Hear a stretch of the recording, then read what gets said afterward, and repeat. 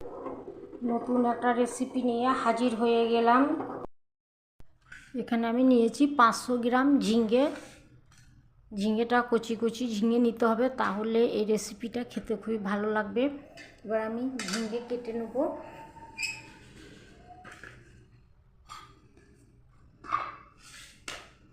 নিচে নোংরা যাতে না পড়ে সেই জন্য আমি এভাবে কেটে নেব। ঘর নোংরা হবে না। এভাবে যদি একটা প্লেট বা থালার উপরে বসিয়ে যদি কাটেন, তাহলে ঘর নোংরা থেকে বাঁচবেন অনেকটাই। এখন তো আমাদের প্রায় সকলেরই মার্বেলের ঘর। এই সবজির কষ থাকে একটা, এই কষগুলো মার্বেলে বসে যেতে পারে। মার্বেলে বসে গেলে তখন কালো কালার একটা হয়ে যেতে পারে, দেখতে ভালো লাগবে না। আমি এভাবে ডুমো ডুমো করে ঝিঙেগুলোকে কেটে নেব। আমার সবজি কাটা হয়ে গেছে, ঝিঙে কাটা আমি এভাবে ডুমো ডুমো করে কেটে নিয়েছি। দেখুন ঝিঙের ভেতরটা একদম বুড়ো হলে চলবে না, বীজবালা ঝিঙে অবশ্যই নেবেন না, একটু কচি ঝিঙে নেওয়ার চেষ্টা। এবার আমি একটা কড়াই বসিয়ে দিয়েছি, কড়াই গরম হয়ে গেছে। এবার দিয়ে দিচ্ছি সরিষার তেল। আমি রান্নাটা সরিষার তেলে করব। এবার ডিমের খোসাগুলোকে আমি ছাড়িয়ে নিয়েছি, ডিমগুলোকে দিয়ে দিচ্ছি হলুদ গুঁড়ো, আর দিয়ে দিচ্ছি লবণ, নুন আর হলুদ দিয়ে ডিমটা লাল করে ভেজে নেব।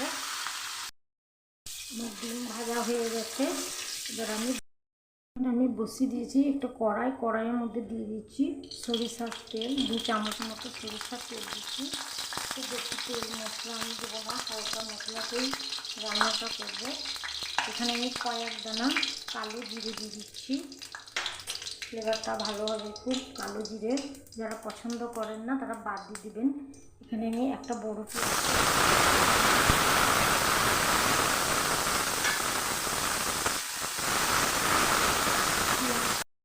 পেঁয়াজ ভাজা হয়ে গেছে। পেঁয়াজে একটা ব্রাউন কালারটা চলে এসছে। এভাবে যখন পেঁয়াজের কালার চলে আসবে তখন বুঝে নিতে হবে পেঁয়াজ ভাজা হয়ে গেছে। খুব বেশি ভাজবো না পেঁয়াজ। এবার আমি এর মধ্যে দিয়ে দিচ্ছি আদা রসুন বাটা। এখানে একসঙ্গে বেটে নিয়েছি, খুব অল্প মশলায় রান্নাটা করব। এখানে আমি দিয়ে দেবো কাঁচা লঙ্কা বাটা। কাঁচা লঙ্কায় রান্নাটা টেস্ট ভালো হয়, পেটের গন্ডগোল হয় না। শুকনো লঙ্কা দিয়ে পেটের সমস্যা হতে পারে, গ্যাস হয়ে যেতে পারে। এখানে দিয়ে দিচ্ছি কাঁচা জিরে ধনে গুঁড়ো একসঙ্গে গুঁড়িয়ে নেওয়া। এখানে আমি দিচ্ছি হলুদ। আমি খুব হালকা পাতলাভাবেই রান্নাটা করব। আমার মশলা ভাজা হয়ে গেছে, মশলার কালারটাও চেঞ্জ হয়ে গেছে, কড়াই থেকে তেল ছেড়ে দিয়েছে। এবার আমি দিয়ে দিচ্ছি ঝিঙে আর দিয়ে দিচ্ছি লবণ। বন্ধুরা, আমি কাঁচা লঙ্কায় রান্নাটা করছি, আপনাদের ইচ্ছে করলে আপনারা শুকনো লঙ্কাতেও করতে পারেন। আমি কাঁচা লঙ্কায় রান্নাটা করছি। এবার আমি একটু নেড়ে নিলাম। এবার আমি দিয়ে দিচ্ছি সামান্য একটু জল। ঝিঙে থেকে এমনি জল বেরোয়, আমি সামান্য একটু জল দিয়ে ভালো করে কষে নিয়ে ঢাকনা ঢেকে দিয়ে এলাম 2 মিনিট পর। এবার আমি চেক করে নিচ্ছি। দেখুন বন্ধুরা, ঝিঙে থেকে কত জল বেরিয়েছে। ঝিঙেটা সেদ্ধ হয়ে গেছে। কচি ঝিঙে সেদ্ধ হতে বেশি সময় লাগে না। এবার আমি দিয়ে দেবো ভেজে রাখা ডিম। দিয়ে দিচ্ছি। ভেজে রাখা ডিম দিয়ে আমি ভালো করে নেড়ে আবার আমি 2 মিনিট ঢাকনা ঢেকে ফুটিয়ে নেব। আমি 2 মিনিট পরে ঢাকনা খুলে এভাবে নেড়ে দেবো। গ্যাসের ফ্লেমটাকে আমি লো টু মিডিয়াম করে রেখেছি। এটা আমি লো টু মিডিয়াম করে রান্নাটা খুব ভালো হবে দমে দমে। এবার আমি নেড়ে দিচ্ছি। ঝোলটাকে আমি আর একটু ঘন করে নেব, একটু পাতলা হয়ে আছে, ঝোলটা আরও ঘন হবে। আমি দিয়ে দিচ্ছি কয়েক দানা চিনি। চিনিটা দিবেন, ব্যালেন্সটা স্বাদটা আরও বেড়ে যাবে। এখানে আমি দিয়ে দিচ্ছি গরম মশলা গুঁড়ো।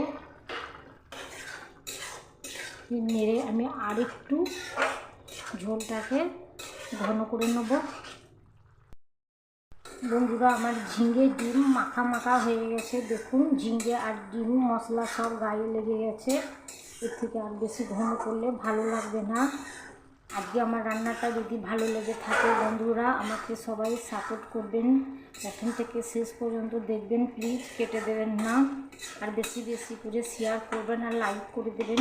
এই অবস্থায় আমি এবার ঢেকে 5 মিনিট দমে রেখে দেবো। বন্ধুরা গরম ভাতের সঙ্গে খেতে অসাধারণ হয়েছিল। আপনারা একবার বাড়িতে ট্রাই করে রান্না করে খেয়ে দেখবেন কেমন হয়েছে, আর আমাকে কমেন্টে জানাবেন। আমাকে তো খুবই ভালো লেগেছে। আমি যেভাবে বানিয়েছি এভাবে একবার বানিয়ে খেয়ে দেখবেন। সবাই ভালো থাকুন, সুস্থ থাকুন, আর রূপা রান্নাঘরের সঙ্গে থাকুন। আল্লাহ হাফিজ।